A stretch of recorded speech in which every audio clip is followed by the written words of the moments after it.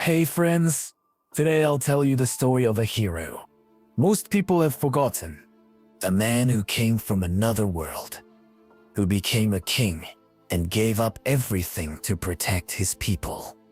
This is the story of the King of the Legion. Long ago, a powerful villain named Titan destroyed an ancient race. Only one being survived. His name was Manamalos. Many others, including a young warrior, escaped to save their lives. That warrior ran from danger and entered the human world. He had no crown, no army, only a sword and a desire to live. But fate had bigger plans for him. In the human world, he helped people. He fought enemies, protected villages, and slowly earned the trust of everyone.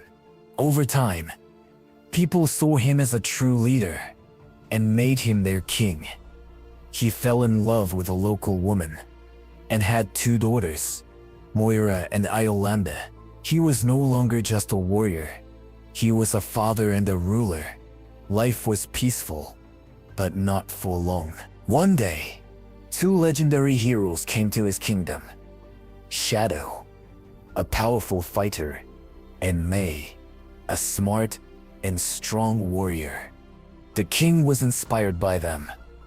Together, they built a powerful nation.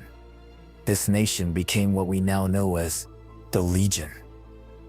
But peace didn't last. A strange power called shadow energy started spreading. It turned people into monsters called shadow beasts. These creatures lost all memory of who they were. To stop this, the king created 2 special army teams, the Abdicators and the Liquidators.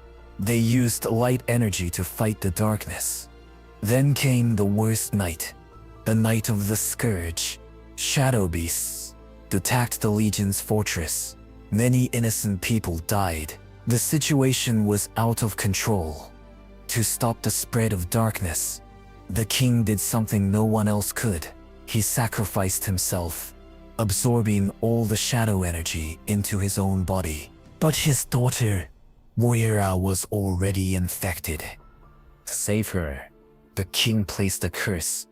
She would never grow old or die, but would remain a child forever. He gave her to Shadow and asked him to protect her. Then the king sat on his throne, looked at the kingdom he built, and closed his eyes forever. But King Forum, another timeline, came here where Shadow died instead of the king. After that, a mysterious being called the Master appeared and offered the king immortality. The king accepted, hoping to protect his kingdom again. But this deal brought more disaster. The Master slowly controlled the king's mind. He was no longer himself. The king, now full of shadow energy, became dangerous. He asked his own general, who was actually a descendant of Shadow, to fight and kill him, to set him free from the Master's control. The general fought bravely, and the king finally found peace in death once again. But the story wasn't over.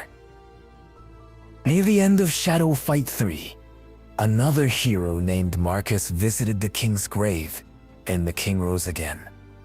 They fought a final battle. After winning, Marcus learned the shocking truth. The king was never human at all. He came from another world. Manamos, the ancient survivor, told Marcus everything. The king's journey, his sacrifices, and how much he truly loved the Legion. The King of the Legion is one of the most powerful and emotional characters in Shadow Fight. He enters battle riding a horse, speaks while fighting, and doesn't even need full shadow form to use its power. He dies and revives 3 times in battle, each time stronger, darker, and more dangerous. So now you know the story of the King of the Legion. He was a warrior, a father, a ruler, and in the end a legend who gave everything for his people. If this story touched you, leave a like, and let me know in the comments which Shadow Fight hero story you want next.